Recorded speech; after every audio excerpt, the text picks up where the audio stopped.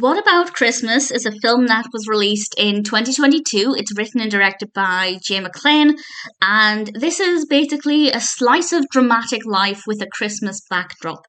And I have to say, I didn't care for it, but I think if you can connect with any of the characters, if you have a similar situation, then that relatability might be something that it has going for it. For me personally, I didn't really connect with any of it, and I didn't find the narrative that interesting up until a point.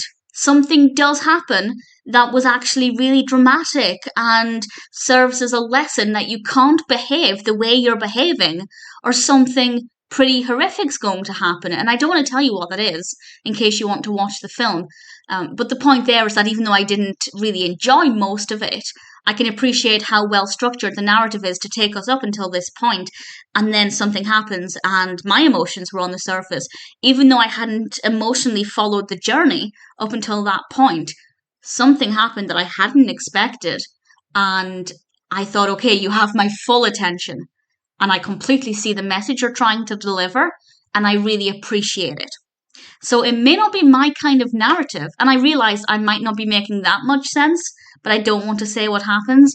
But the point there is that even if I didn't connect with it, I can really appreciate the message.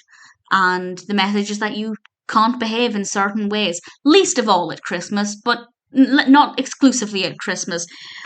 So it's okay. I wasn't bored watching it. I just never really felt anything for most of the film.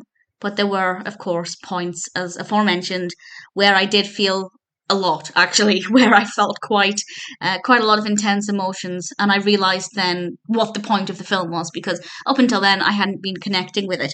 But with reflection and that in mind, it's a decently enough structured narrative about a family, all of the problems they're facing around Christmas, and it's meant to focus around this little boy called Travis Jr., and he's played by DJ Burch. But honestly, there's not enough of him in it. I felt like he was barely in it, and if they'd focused more on him and observing these family problems through the child's eyes, I think the whole film could have been more emotional and more moving.